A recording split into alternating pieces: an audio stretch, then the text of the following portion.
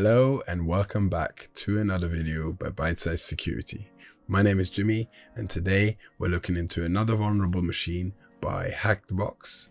This time we're doing Active, which is a Windows machine. This is supposed to be a easier machine, we'll see. By the name I can already assume that it will have something to do with Active Directory. So let's just get straight into it. So, as usual, I set up my notes and I just write general information, though I will write it correctly. And this is our entry point. This is the IP. And as usual, I'll create the folder called Active. I'll go inside of it. And then I'll make the four usual folders, Privesk, Enum, Loot, and Exploit, like so. I'll go inside of Enum and I'll just quickly split my pane, go up, clean it, and then run sudo AutoRecon as usual, dearbuster tool, gobuster on IP, and then on the bottom I'll just do a quick rust scan like so. While this is running, and I still haven't fixed my rust scan and I can already see that it's not liking this, I'll have to get into why RustScan is doing this right after this video. But for now, we can already see that indeed this is of course a Windows machine. We've got port 53, which is DNS, 445, which is SMB, 139 SMB as well, so NetBIOS and SMB, 135 MSRPC, and 88 Kerberos. 123 is NTP, so the network time protocol, and then these are also MSRPC. But anyway, that was just a personal quiz for myself and I could be wrong. So let's go into it in my notes. I'll open up another pane and in here I'll open Sublime Text on the root of this box, like so, like we usually do. The setup for these boxes is usually always the same, and this is what these videos are all about. It's about refining and really hammering down on my methodology so that during the OSCP the second time around I won't be wasting time getting used to a new methodology. It will just come out quick. But anyway, let's go into these scans, if there is any yet. No, there is not. So we will just have to wait a tiny bit. Okay, let's try. So rust scan -b 4000. Okay, so 1500 IP address. Just while it is all loading. Okay, never mind that.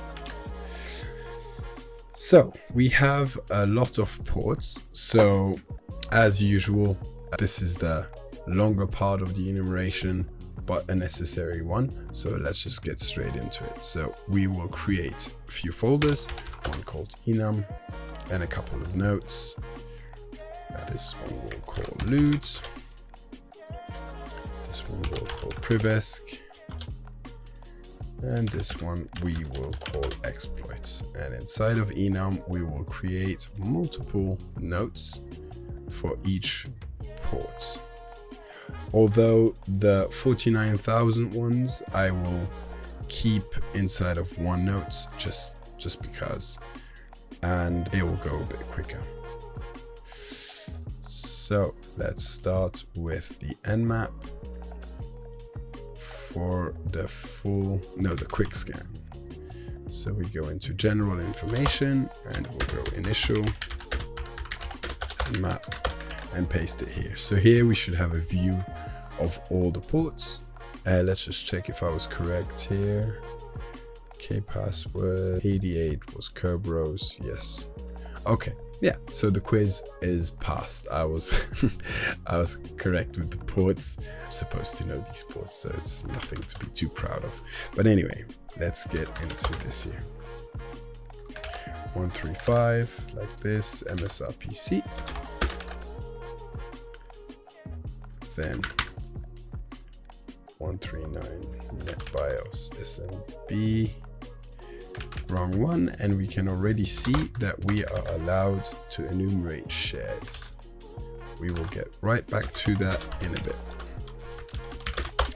NetBIOS, then here we'll take 3268, which is LDAP.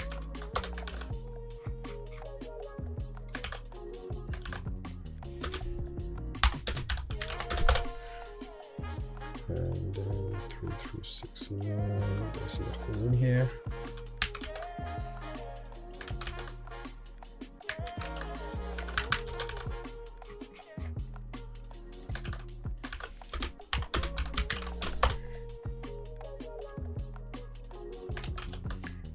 Like so.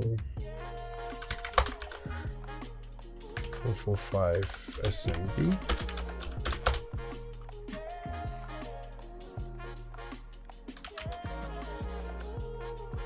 Kerberos. No, K-password, sorry, not Kerberos.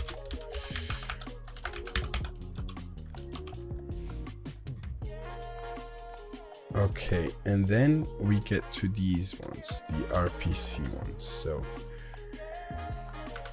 let's go like this. And then just paste them all in there.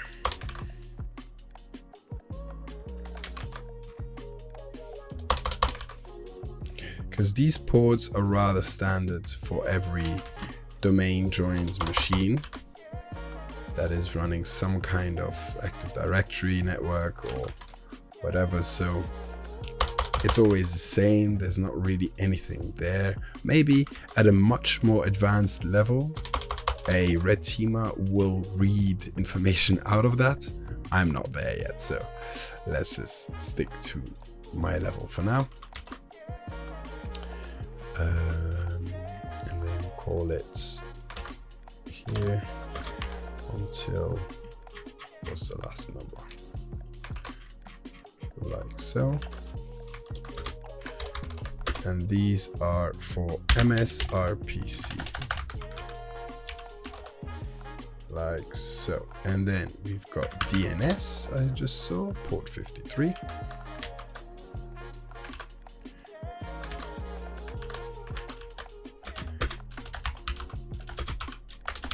DNS, and then what else do we have?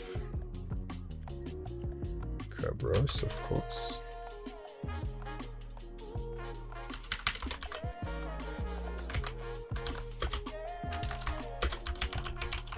Kerberos, and then we've got the network time protocol, which is UDP, if I remember correctly. Yes, UDP. Let's go down, paste it there, like so. UDP, and UDP DNS. I believe DNS usually is a UDP port, but I will have to read up the details on it. See, DNS is a very, very complex and complete topic.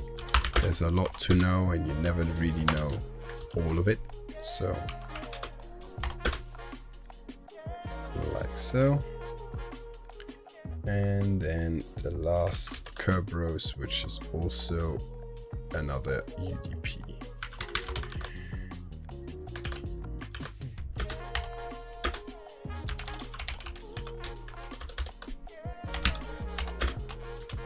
Like so. Okay, so now that we've gone through this light first enumeration, we can get straight into SMB. This is just for my own OCD. The full TCP is not done yet. Okay, so let's start with DNS. Sorry, just close this. There you go. DNS. Let's go into DNS 53. And okay, so usually when there is a DNS port, what I like to do is the domain is joined to an Active Directory. So essentially it is highly probable that we are dealing with active.HackTheBox, because that's usually what the names of these boxes are when they have a domain. So let's just try and do dig active.HackTheBox at, and then our IP. And in front of that, we have to give some kind of DNS query. So any or ch text, or just to test whether we can have some output from the DNS server. And we don't have anything. And again, that confirms what we have in the automatic AutoRecon scans. So let's just take these, call it DNS testing, and then that was a reverse lookup. And then here we have a tentative zone transfer.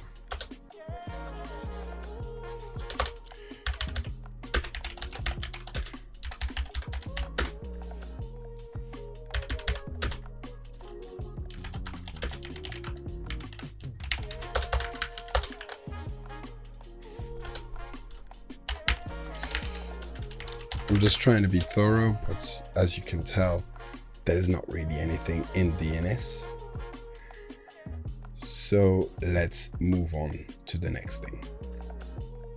RPC. Okay, with RPC, there's another thing we can do. We can do RPC clients, and then do -u, and then that too on IP. Null session, logon failure. Okay, so that also doesn't work.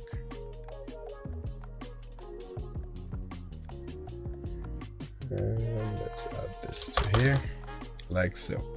Okay, the moment we have all been waiting for, let's look at SMB clients. So we'll type SMB clients -n for null session, -l for list all the shares. Then we'll take 4 backslashes, our IP address, and another 2 backslashes. And there we go. We have the ability to enumerate the shares.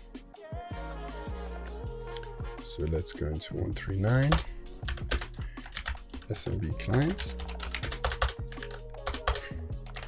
We can enumerate shares. Okay, what I now like to do is, for a second, not use SMB client, but use SMBmap. And that's I like to do like this. SMBmap. And then just to see -h, okay.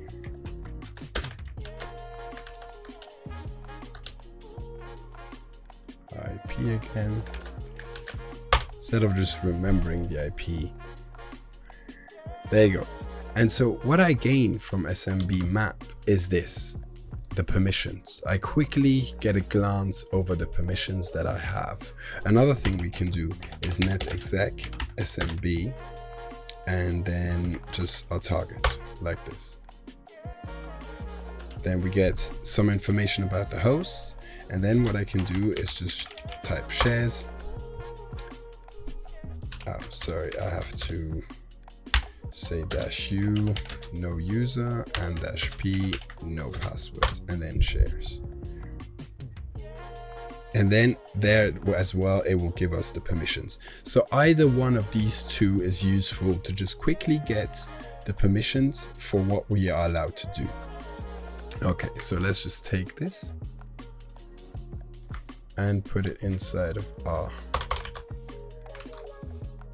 notes, SMBmap, like so, or Netexec.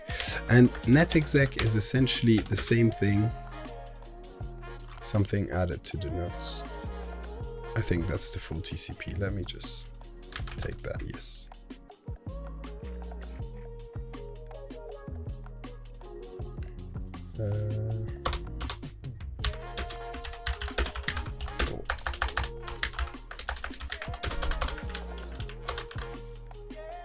Like that. The thing with Netexec is it's the same as crackmap.exec, but I believe crackmap.exec has been decommissioned or discontinued. It's no longer being maintained, and I like Netexec. It's basically the same thing. So we will be using Netexec. So let me paste this here. Like so, and then what I can also do,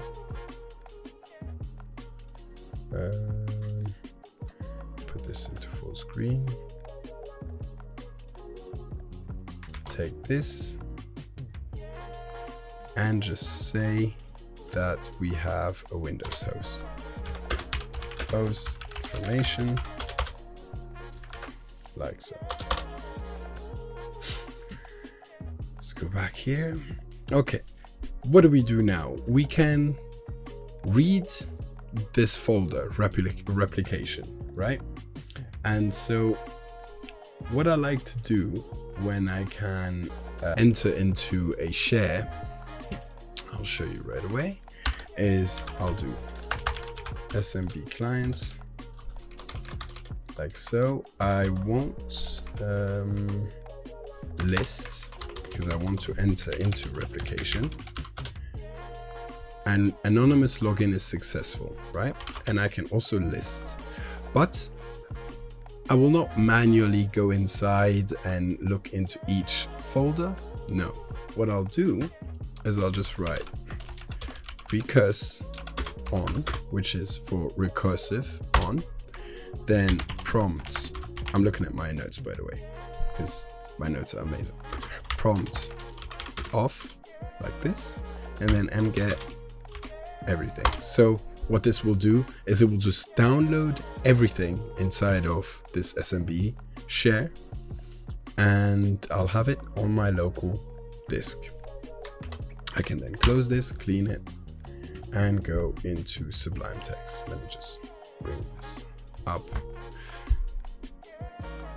collapse this, and then go into active.HackTheBox, and then we can just look into everything. We have nothing in the privates here. Machine. Windows NT. Some permissions. Okay. Version 11.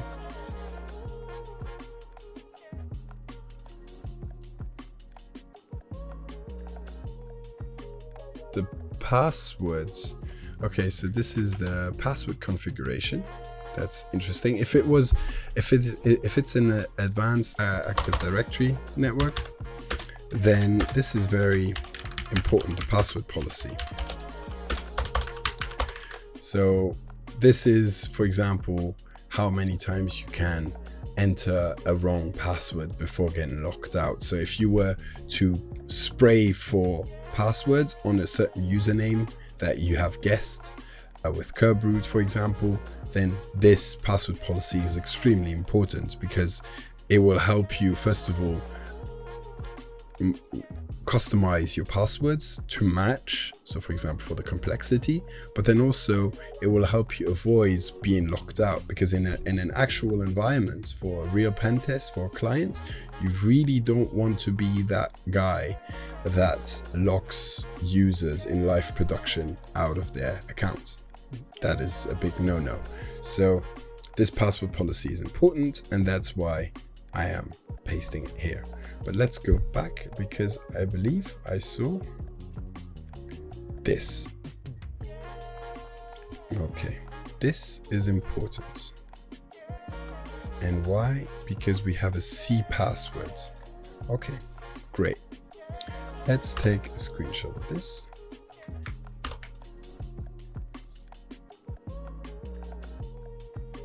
No, not like that. We will take it with the folder.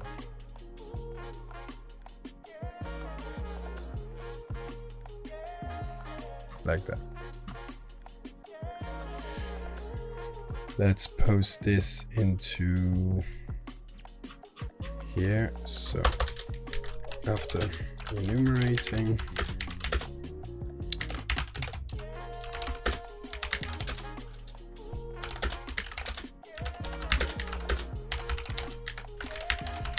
interesting file, Groups.xml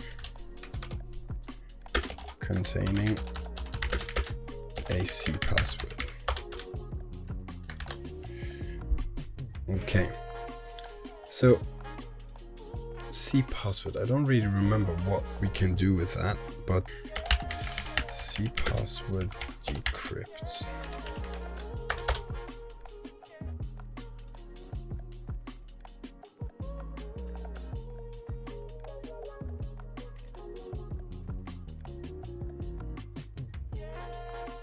Tool to decrypt, gpp-decrypt. I have this tool already. I've done this in the past when doing Active Directory. So on HackTheBox Academy, there's an extensive module about Active Directory, and in that one I have used gpp-decrypt. So let me go into my tools. Okay. gpp-decrypt. Yes, I was right. Okay. So Python gpp-decrypt F for file, and then we'll go into workspace, boxes, no, workspace, HackTheBox, boxes, active, enumeration, Active Directory, policies, the 3.1, group policy. Was it group policy?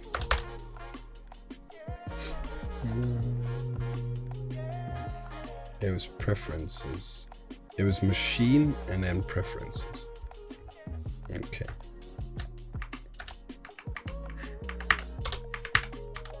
Preferences, group policy. There you go. So we should be able, bingo, we have a valid user and a password. So now, this is weird because when I was Googling gpp-decrypt, I could have sworn I saw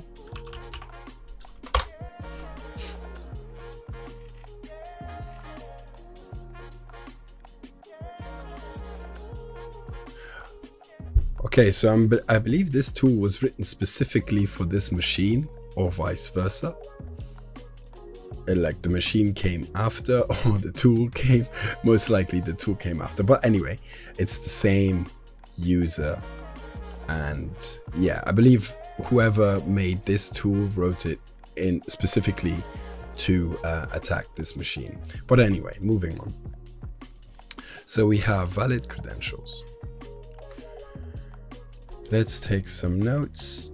We can decrypt this C password using the tool gpp-decrypt. And we get valid credentials. So let's do credentials, flags, maybe hashes. And inside credentials, we can paste this. Flags will go user.text and root.txt. Hashes maybe for later, because in a Windows machine, especially with Active Directory, I'm sure we're going to have to do something with hashes. We have valid credentials. Let's test them out. So Netexec SMB, use first our target, general information, let's take IP, user is, I'll take that in a second,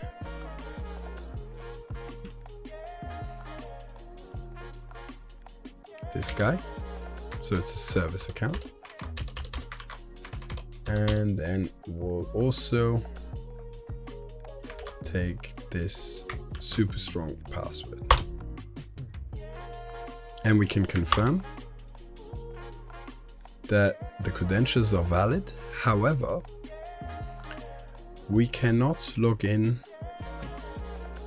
to the machine because recover credentials, valid credentials, like so. We cannot log into the machine because here it doesn't say pawns. Okay, that is unfortunate. Let's do shares to see if we've gained more permissions. And yes, we have. So what we could do now is do the same thing again. We go into SMB client, we log in, and we again download everything. Let's do that because theoretically, given that we have access to the share with that user, there should be the user.txt flag. An easy win. So let's go ahead and do exactly that. SMB client. IU, like so. SVC TGS. And then we are not listing, like that. IP, like so. And then we want to do it with each share individually. Password. Okay. Recurse on, prompt off, gets everything. There's nothing in there. So let's do that for the next. Sysvol. Sysvol is an interesting folder because if we have access to Sysvol, sometimes we have hidden scripts in there. And this is also part of my notes on Active Directory that we can essentially use to escalate more privileges. But if that is the case here, I don't know. So here again, recurse on, prompt off, and gets everything. We're getting some things. We'll look into those in a second. And then finally, users, paste password, recurse on, prompt off, and get everything. And it's downloading everything. This is probably quite loud, and don't do this if you're doing a red team assessment. This is HackTheBox, so it's a different game. Let's leave this and clean our terminal. And then now we can inspect all of this. So we've got administrators. Obviously we don't have access. All users, nothing. Default. Default usually is not very interesting. If we're thorough, we're going through it all. But for now, it'll be enough. The results, this is AutoRecon. And then here, this is our user. Desktop, and there we go. Okay, I'm showing you the flag. I'll have to blur this out. Okay. And then here we have nothing else. Moving on. What else can we now do? We have a set of valid credentials and we have a domain. What we could use is my favorite tool, Bloodhound. So let me go into my notes and Active Directory.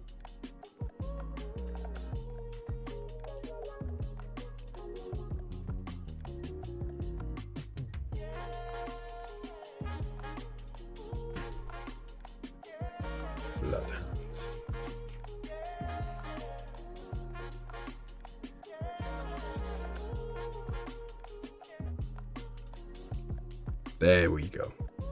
Bloodhound, using it from an external point of view using Linux. This is like, I can only highly recommend for you to really craft out your notes, and I use a Git book. So as you go through your journey, just write down everything, keep it organized, make nice headers, subfolders, blah blah blah, and over time you'll just create this hack tricks like repository of all of your skills combined, because you cannot remember everything. And then you just go and use what you need. Anyway, so we're still in enumeration, but we will create another folder called Bloodhound. Okay, and we'll go inside that folder, and then we use Bloodhound Python -u -p just IP, no, -ns, and then so ns for name server, like that, and then our domain, which is active HackTheBox, and then C all. The C stands for, I don't know right now, but that's okay. Then we take our loot credentials,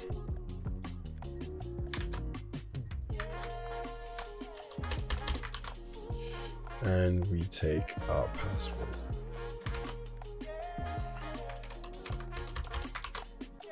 And this should work. Yes.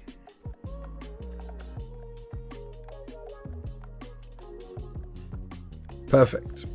Now, what has this done? This has created a bunch of JSON files that you can now import into Bloodhound. What I like to do though is zip them all up into, let's call it active.zip.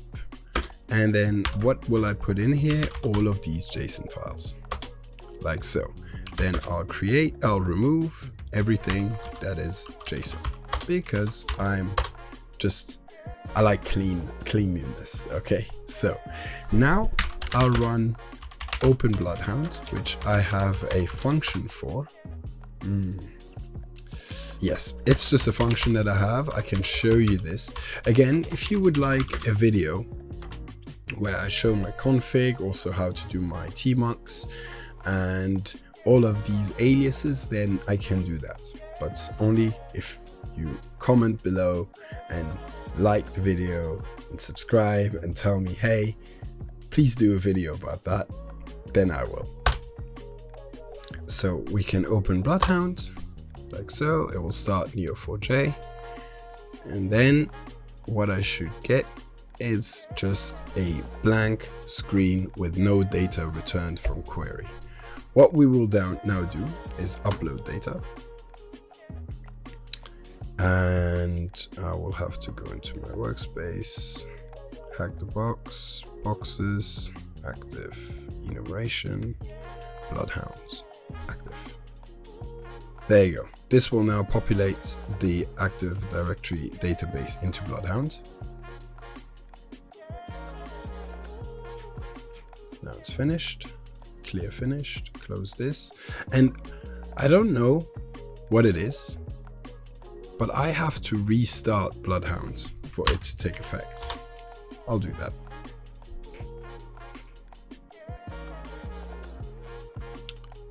So now I have the domain. So let's enumerate. So we have a couple users, 41 groups. Let's look for our user, like so. I like to do that. So we look at our user. Here we have the properties of our users again, some of the password properties, first degree group memberships. He's part of a domain users.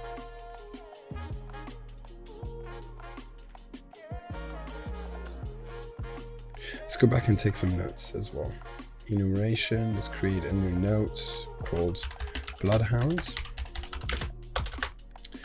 Having found valid creds, we can run Bloodhound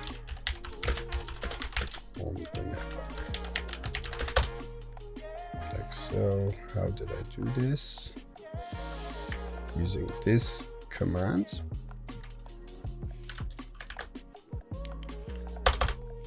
And then I zipped it all up.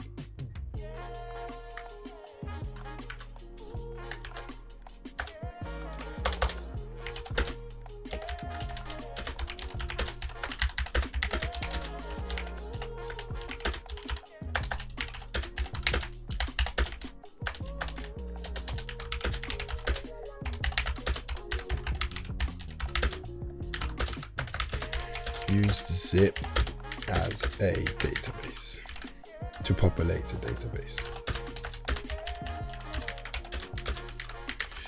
There you go. Now,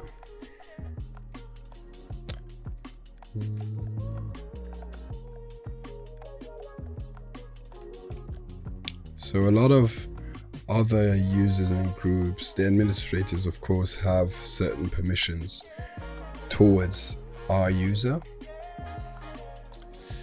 We don't have any permissions towards any other user, so that is kind of a dead end, let's say.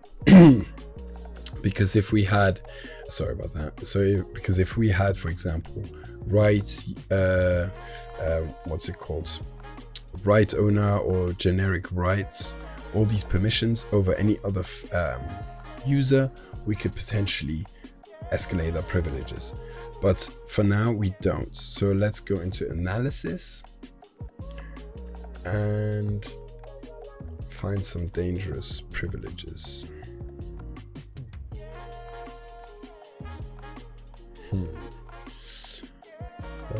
Shortest path from Kerberoastable. No. Yeah, let's look at our Kerberoastable users.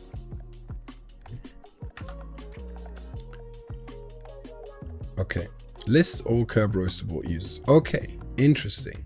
So administrator is Kerberoastable. That is a rather easy win. So let's go ahead and take a screenshot of this. Amazing. This is a rather easy path to root, I should say. So Kerberoast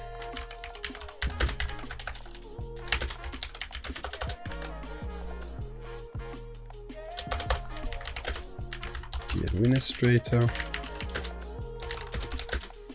can be Kerberoasted. Let's do that. Okay, so cooking with fire. Let's go into my notes. Kerberoasting from Linux. For this, we will use Impacket. Can we close Bloodhound? Yes, we can. So let's go into boxes again, and then into active. Let's go into privesc, and then let's copy this into privesc like this. Let's do that. So let's Kerberoast the administrator.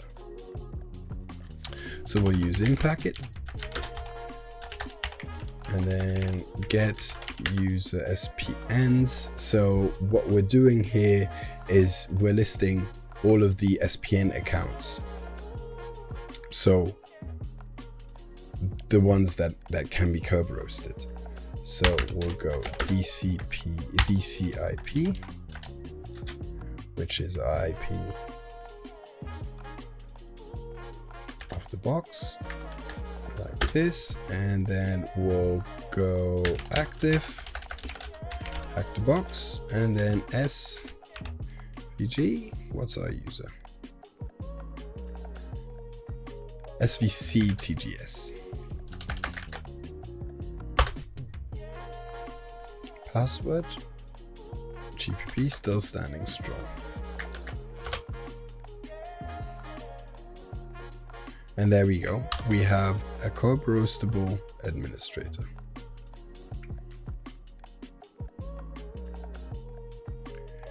So we can go on Privesk like so, but then also take that like so and copy.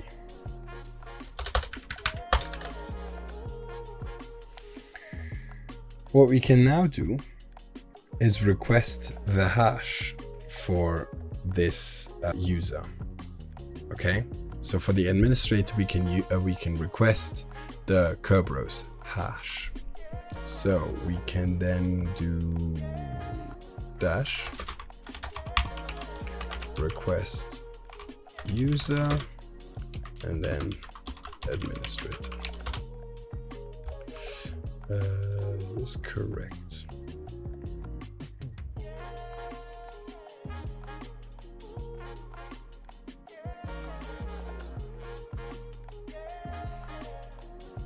Oh, not dash dash, just dash. And then GPP still standing strong. 2K18. I could have just written that. And there we have a hash. Beautiful. Now we can output this file.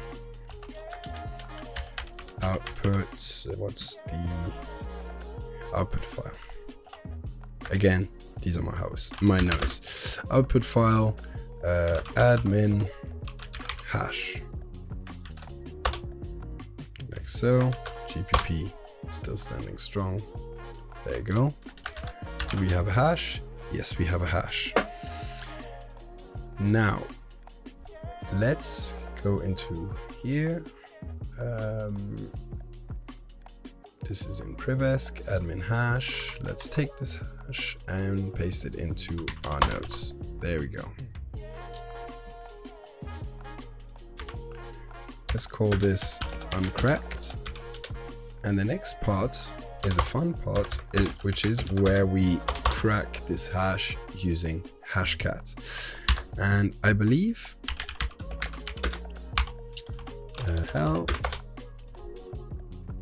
Kerberoast is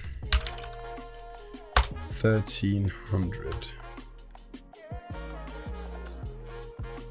TGS rep, I believe, is the correct one.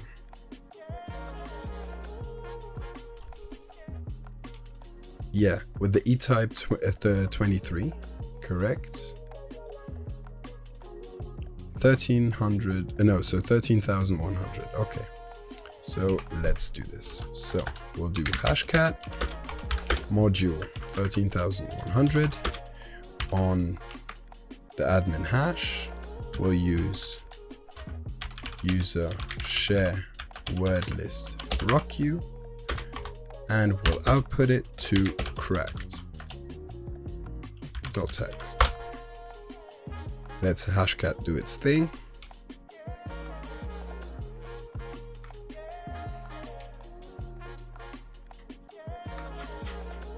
And we have a successful crack. So let's go into Privesk. Like so. And then here we should have cracked, and we have found the password, Ticketmaster. So let's go into our notes. Loot.